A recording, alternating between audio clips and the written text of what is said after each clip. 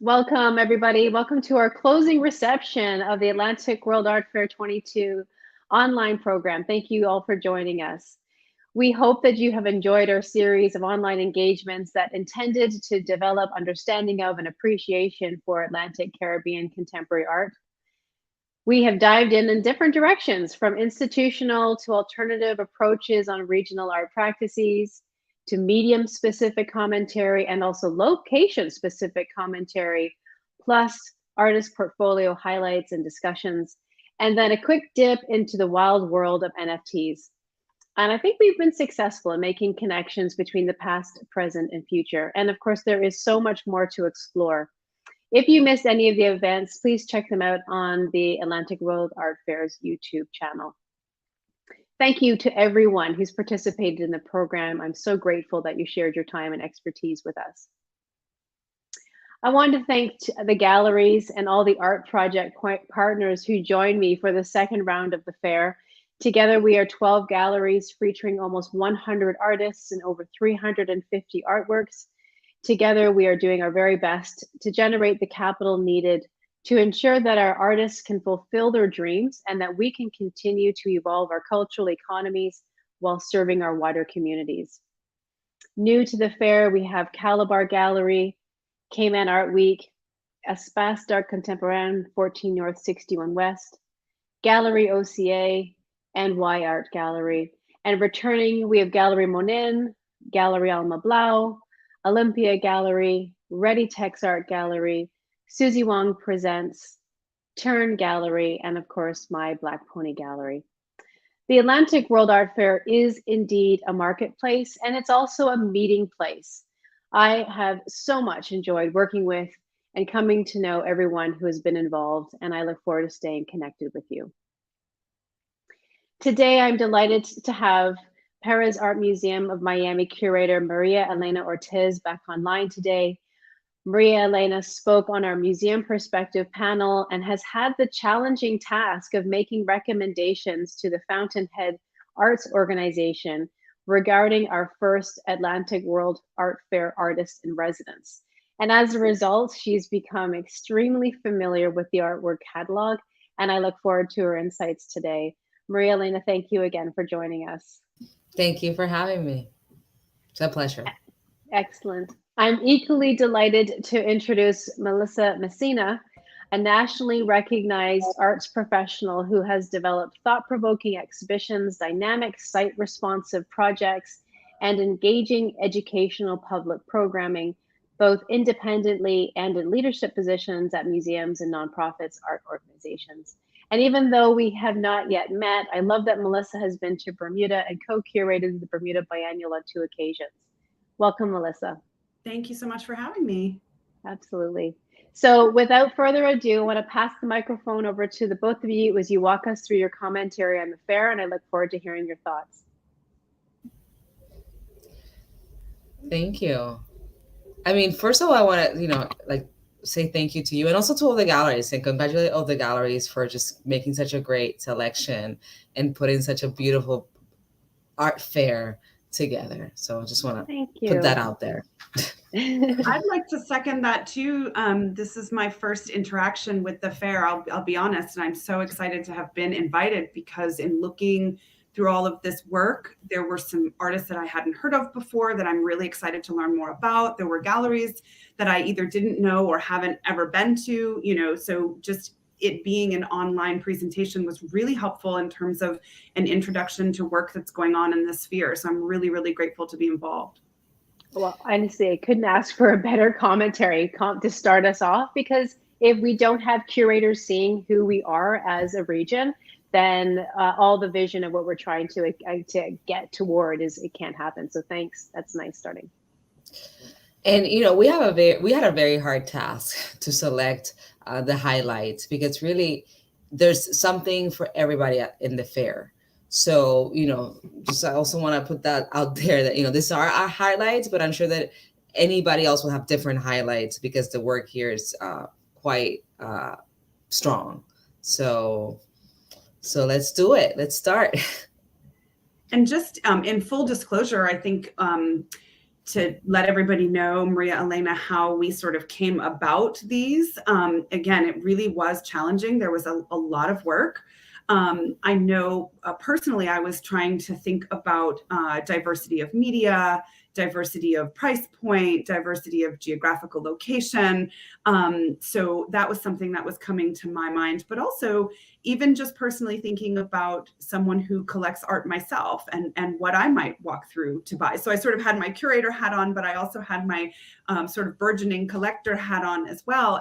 And what Maria, Elena, and I did was sort of go at this separately and then kind of come back together. And it was interesting to see some of those that we had in common and some that Maria Elena responded to and made me take a second look, and hopefully vice versa. So that was sort of a fun kind of process. Yeah, no, totally second that. And really, you know, the artists that you're gonna see here in the galleries, you know, also represent, I believe, like what's going on in the ethos with some Caribbean art, and also some artists, like for example, you know, April Bay here. She's an artist from the Bahamas. She's been living in LA for quite over 10 years now, and she's really been able to create connections not only with like Bahamian culture, but also the wider African diaspora. So thinking about, you know, here you see a work that obviously there's a critique here to the, you know, British monarchy, which we know that they were recently in Jamaica and the whole spectacle that is, and especially when conversation of decolonization. But also she then uses, you know, textiles and other aesthetic strategies that engage with, like, you know, the Caribbean surrealism, futurism, to create like her own space within this narrative. I would dare say too, there's a connection to feminist art as well. I mean, that's always a lens that comes to me as a curator who began my career in that space, and thinking about someone who's using textiles in such an interesting way and making work. In that last slide, you have these kind of prehistoric female goddess figures that she's playing with. And then of course, in the slide, we're juxtaposing it with her other piece that obviously shows the queen. So there's a lot of commentary going on, but I second what Maria Elena said too, that this is an artist who is not only, I think, connected to those roots, but has also really been making a splash for herself internationally. Yeah. Yeah. And she recently had a show at the California Museum of African American Art. She just had a show at the TERN Gallery. So those are also things that, you know, as a curator, I look at, like, how's the work being circulated? Yeah. And she's an artist who actually was referred to me by another curator. I would say about a year ago, I was working on a project and a friend reached out to me and said, hey, have you seen this work? So even just, you know, in talking to our audience today in terms of how you learn about art, or how we as curators learn about art, sometimes it's really having someone call you and say, you need to check this person out. Yeah. Yeah. So true. So true. Which is always helpful, right? Because we haven't been able to get out to LA for a while. So yeah, so true. So true.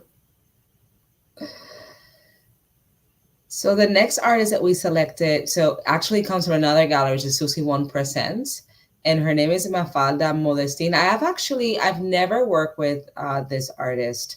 And I've known about her work for a while because, you know, again, it has a very ethereal, dreamlike, surreal type of aesthetic. And also she's a Haitian artist. So, you know, kind of here in Miami, we're so close to Haiti that that's always a reference point in terms of artistic production. But I just felt like her work was very cohesive, like very consistent. And that I really appreciate about the work. Like she has like a signature style similar to April that also has like that signature language that always helps kind of making artists stand out, right? Yeah, and I think too, whether I'm physically walking through a fair or I'm looking at a fair digitally, it's interesting. You know, one can get sort of saturated, right? Like it's a soup that you're kind of moving through, and so certain things that kind of stick out to you, to me, you know, a day or two later that's always really fascinating to me. And I think this particular work really did that. Like, it sort of lived in my head a couple of days later, and I wanted to go back and look at it again. So that's kind of also the nice thing about having the fair online, is it's easy to pop back in and kind of look at something again and spend a little more time with it. I also really loved the way these works had a conversation with pattern and textile. I'd love to learn more about her process and where sort of botanical imagery is coming from, but I loved that kind of play with silhouette a bit. They're not exactly silhouettes, but they're kind of in that vein. But I just, something about that pattern and the graphic nature of the work was really seductive for me. Definitely. And also like notions of tropicalism. I think you see that a lot in Caribbean art, contemporary Caribbean art in general, kind of questioning the tropical. That's very, very seduces the viewer a lot, but there's also a lot of questioning of it that I also appreciated about the work. And I think that, you know, in general, for collectors, I think the Caribbean is very diverse, but again, Haiti is such an important reference point that either you have full collections dedicated to Haitian art, or if you're just creating a wider scope, you need Haiti in your repertoire of things to collect, for sure. I don't know about you, Marina, Elena, but I also been thinking a lot about the way that the figure and the body are. It seems in the past few years, you know, obviously there's always trends in the art world, and certainly figuration has come to the fore in the past few years. So I'm always kind of fascinated about the way that the body is represented and the different ways that that's handled. So that really struck me about those works as well. Yeah, I'm glad that you bring up the whole figuration discourse, because it has been very saturated. And I know that sometimes, or right now, I think there's a little bit of a desire to turn away from it. But what I do appreciate about this work specifically is that the figure, because of the way she works with patterns and the environment, the figure is there, but it's not necessarily the taking everything. Right. So that I thought this was like, okay, well, you know, it's part of the conversation, but also in a different way. Yeah, I agree.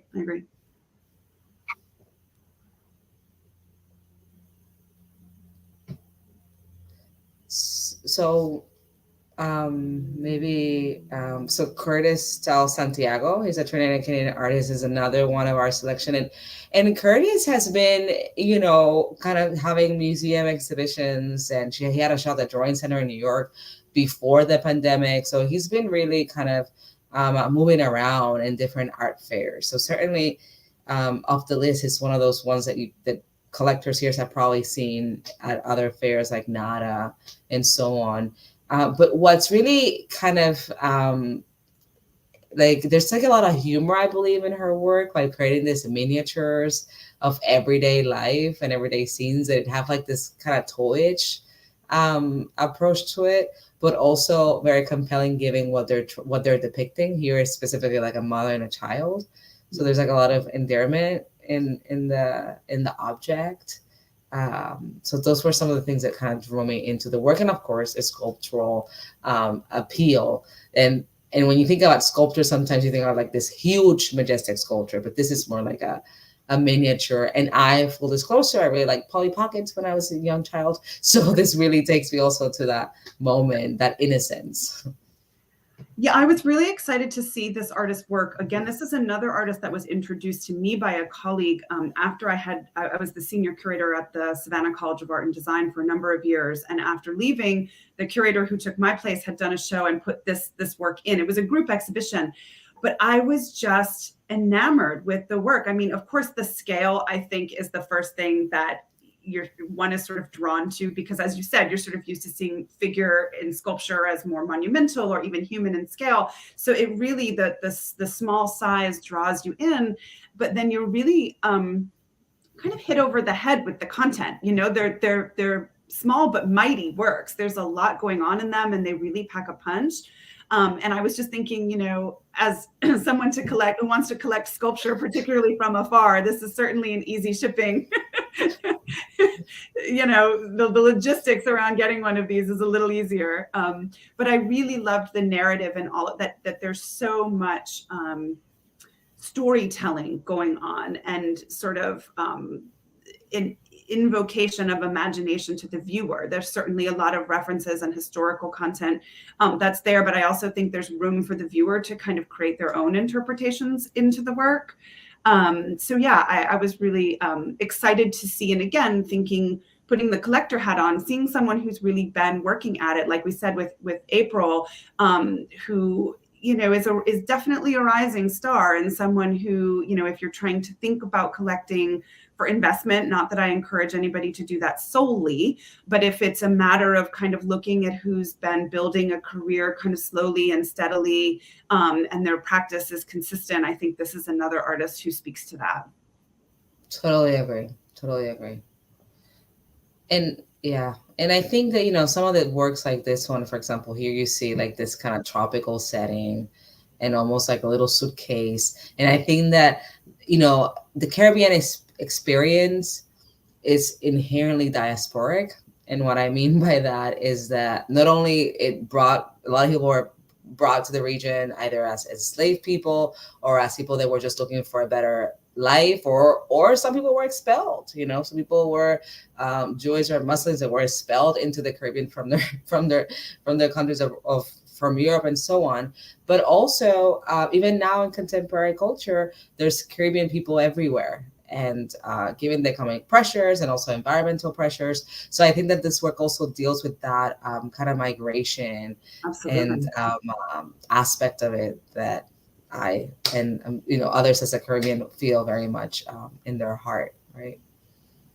I love that connection to that idea of a suitcase, or needing to sort of consolidate your belongings, or the way you're visiting the Caribbean is in that smaller time capsule. I love that connection. That's really beautiful.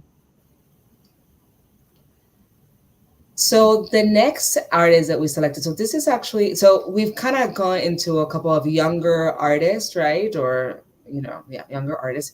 Now this artist is Jan Ulrich Dessert, and I'm probably mispronouncing, so excuse me for that. And this from a gallery in Martinique. So another thing that you're seeing is also, again, the variety and diversity of where these galleries are located and the type of work they present. And this artist has been working for a long time, and born in 1960, so he has kind of like an established career, and also, again, thinking about ideas of decolonization, diaspora migration. That's another aspect that you see often in the work. You see like the thumbprint, the logo of the or the stamp, really, of the once you enter the Homeland Security in the U.S., universities.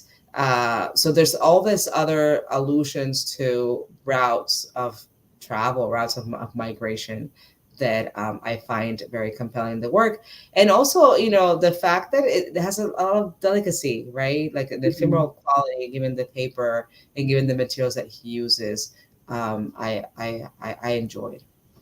I also really liked the connection to sort of a conversation around bureaucracy and the political kind of narrative around these issues that seem to be sort of manifesting in this work, but in maybe subtler, more abstract ways. I mean, sometimes kind of overtly political work can turn people off, especially to live with, but I think there's so much nuance and kind of layering, both literally in the process and in the meanings of the work, that I really liked spending time with them and having them sort of draw out. I also I'm a sucker for works on paper and prints. I mean, for me as a burgeoning collector, it's certainly my price point. There's a lot of artists whose work I just can't afford, but I also, that's not a cop-out either. I actually really enjoy works on paper. And in my career working with artists for 20 years, I've had the conversation a number of times where an artist feels perhaps less inhibited by paper, the process of paper. And so things kind of happen in their works on paper that they're maybe a little more reserved with in canvas works. And so, I don't know, I'm kind of a sucker for a really good print and a really good, drawing. And I think the line work in this really speaks to that. So, you know, I know, Lisa, we were having the conversation previously that sometimes collectors can be a little reserved about a work on paper, that maybe they really want a canvas that somehow that speaks to a more mature, developed body of work, but that's not necessarily the case. And I don't know a ton about this artist's kind of deeper practice, but in looking at these, they don't feel secondary, right? Like they feel very considered, they feel very highly developed. There were a number of these, we only picked 2 for this slide, but you know, they exist within a series. So they felt like a really strong aspect to, if I had to guess, that they're not ancillary to the artist's practice, but perhaps primary to it. Yeah, I mean, I love what you said about drawing, because I also think that drawing is very intimate. Like, it takes you to the artist's hand. Absolutely. So there's something very like, I feel like, yeah, when you have a drawing or a work on paper, you have like an intimate piece of the artist. I don't know, it feels more personal than a painting per se. I really loved these works. I have to say, when I went through the first time, María, Elena really kind of drew me back to them, and I spent some more time with them, and I just, the color, the texture, again, the way the female form is treated in these, the connection to home and sort of where the female body belongs, both publicly and privately. Obviously, that is a conversation that we're constantly having and is in the news immediately. But there was, to your point, María Elena, there's something sort of intimate about these. I feel like I'm looking at these figures and they're revealing themselves to me. There's something kind of private. There's a dialogue going on between my looking at the figure and the figure looking back at me that really kind of haunted me. I really went back to these a few times. Yeah, I like this ones too. And, you know, she's also an older female artist. So I'm always, I think, like a lot of us, like I'm easy to fall in love with a person as she's working for a long time, and that has this type of craftsmanship, because you can tell that there's a lot of different types of modes of work that goes into creating this work. And then you find out it's like an older female. You're like, of course, you know, of course, this woman has been working like extensively, you know, refining techniques. So I'm also like really a sucker for that as well. I was seduced by the medium too. I was surprised that they're on panel. They, you know, there's such a, and I'm sure there's a lot of layering going on here with the enamel and the acrylic. But when I first looked at them, they had such a relationship to textile that I thought that maybe they were collage, or maybe they were, you know, canvas wrapped on wood. But it seems to me that the way she is handling the liquid medium on a wood panel and getting these really interesting marks and aqueous forms, and the way she's allowing the body to sort of float in that space, that's a really challenging thing to do on panel, you know, and make it look so sort of ethereal. Yeah, they're very ambitious, and that I respect. Yeah. So I guess the next one. So this was one of my my picks. So the first 5, I should say, that we went through were really María Elena and my shared kind of combined absolutes, and then we each kind of picked a few. And again, she kind of brought me around again to a couple to take a second look at. But with Charles, a Bermudian artist, and I was introduced to his work, I guess it was 2016 was my first trip to Bermuda for the 2017 biennial, if I'm not mistaken. And so I had the chance to meet him and see his studio. And we selected a wood sculpture for the initial, that year's biennial. And this, of course, is a metal point drawing, which I would really love to learn more about his process. But again, another artist, I mean, born in 1935. So let's just, you know, hand him the trophy for doing the work for as long as he has, and having a really interesting, I don't know, like a very modern perspective, which is I wasn't kind of expecting to see in the fair, kind of bringing something a little bit unique in that perspective. And again, given his age, of course, what he has seen and done over the course of his career, I find the sort of modern graphic nature of his work really appealing, and his use of materials. And again, given that he's been doing this so long, I wanted to make sure that we gave him some props. And of course, my connection to Bermuda, which is where I'd love to be right now. I love that about the whole modern conversation, because that is such like an area of understudy in the Caribbean. So I'm sure that for anybody also, I mean, I know we've talked a lot about collecting, but then I'm sure curators and other researchers and scholars, our historians are watching this as well, and artists. So this is somebody to perhaps look into as we're like thinking about modern tropes and modern notions in the Caribbean.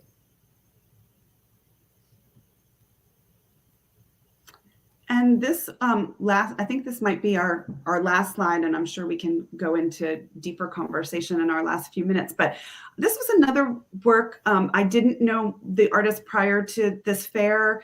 I went back to this piece several times. There was something about it that just kind of struck me. And sometimes you just have that visceral reaction and an emotional reaction, and then kind of go back and unpack why. There's something about the upside down figure that, for me, I think of Baselitz, I think of all of that German expressionism, right? So for someone from the Congo to be kind of taking some of those tropes and quite literally turning them on themselves. And I was also really, again, interested in the materiality of this. It took me a while to really zoom in and see all of the different ways that materials were being used with wood. It says woodcut, incision, engraving, wood dust, collage, acrylic. I'm so kind of fascinated by this artist's process, both in this piece and some of the others that were on view, that I really felt like on this online platform, it stood out to me, but it really made me want to see his work in person. There's something really tactile, and again, feeling really emotional to me about this work that again, the fair is sometimes an introduction to artists that you don't know. I certainly have this artist filed away, and I want to see the work in person for sure. So now the next three artists were artists that I kind of also want to bring into the conversation. The first one being Elena Diz. She's an artist based in New York, and she's been working. She graduated from an MFA program recently, but she's been working a lot. She's done commissions for the Studio Museum, for Museo del Barrio. So she's certainly moving within a circuit in New York that is significant. And then again, thinking about if we're moving away from figuration, I think this work also looks at how some artists are trying to move away from it, but also still have a conversation with the work with figuration. So here you see this figure that it could be almost like a carnival character, or has multiple heads, we don't know. So, or it's two figures, so there's like that ambiguity there. The human figure, which is what I meant by the moving away, but still being in conversation with it. And also, I'm also, this might be very obvious, but I'm very interested in just Afro-Latino explorations or explorations of the Black body within the Latin culture. So that's another thing that, to me, and also kind of the Latinx conversation. So I think those were things that very much draw me into the work. And then the next artist is a more established artist, Chris Cossier. Again, going back to work on paper, like this is perhaps, one of those kind of beautiful drawings that speak about ideas of, the tropics, colonialism, the post-colonial body, the post-colonial narratives. I think that with Chris, for me, I wanted to include him because he's like one of those iconic artists from the region that has been working for a long time, and his work is in some museum collections, but it's one of those artists that you can do a big retrospective of his work. Mm-hmm. So I think that as a learning moment and as a key figure in the region, he's somebody that I always go back to, and I know my peers and colleagues go back to. And he has also been responsible for a generation of artists. So that type of those type of qualities are also important for me as a curator too, as I'm kind of selecting and thinking out work. I was also drawn to some of his collage work that had photographic elements as well. As I'm looking at everything that we selected, we didn't select a lot of photography, and there were some strong photographers in the fair too. So I did want to say that. But there was a particular work of his that had a photographic element of like a very ornate colonnade that was sort of broken off, and it made me think in all of his work about that conversation between architecture and colonialism, that there are figurative elements in his work, but his conversation with architecture really is what kind of struck me about the work and what I was kind of interested in learning more about. Yeah. And lastly, I selected Simon Tatum because he, from CAYMAN Art Week, because he's one, like, if anybody is looking for somebody like right out of school and you're trying to also start watching an artist grow and a career developed, I think that Simon Tatum is that artist too, that he's going to go places, and he's certainly in this case, this digital collage with some paper, so there's an element of photography here, and just again questioning kind of Caribbean identity and so on. But I think that his trajectory, and what he will bring to the art scene, it's going to be significant. So that's why, and that's also the way, quite frankly, that I even collect for the museum that I work for. I think about the history, I think about the people that I'm watching, and that I'm going to continue to watching until I find the perfect work for the museum. So I think these are all of our selections. That's fabulous. Now, yeah.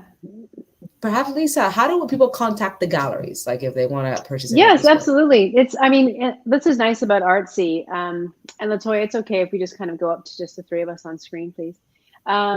Is that when you click onto any work, I think it gives you kind of like set things that you can ask. Like, I'd like to know more work about this art. I'd like to know more information about the gallery. Sorry, about this artwork.